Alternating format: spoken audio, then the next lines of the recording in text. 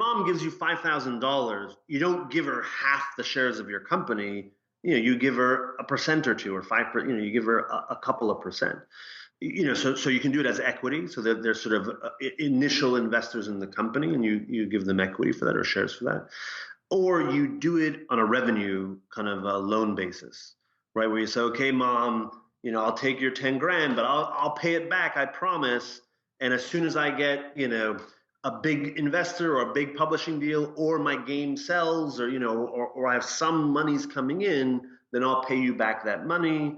And then the terms of that payback could be, non-interest bearing interest, but I mean, whatever you sort of work out and your uncle or your mom it feels is fair, whatever. That's, it's more of a kind of a friendly deal. So usually that's how it is you're giving a couple of shares, or you're doing some kind of custom negotiated loan type of repayment schedule and stuff like that. As a bit of advice, you generally do not want to do that as a percentage of gross revenue, right? You don't want to say, okay, mom or uncle, I'll take your 10 grand, and for 10 grand, I'll give you 10% revenue of the company. Like, right. Because then if you have a hit, no investor wants to be a part of that after that as well, right? I mean, that's going to make it really hard. Yeah, and actually that's a good sort of tip also. Like if you're bringing people on board, like a audio music person, or you can't pay an artist, but they're willing to work based on a rev share.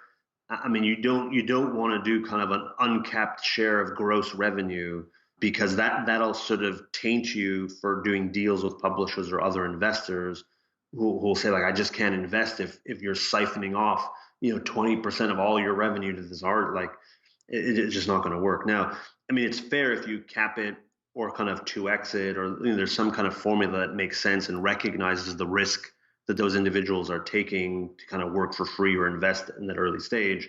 But you just have to be really careful on what you're promising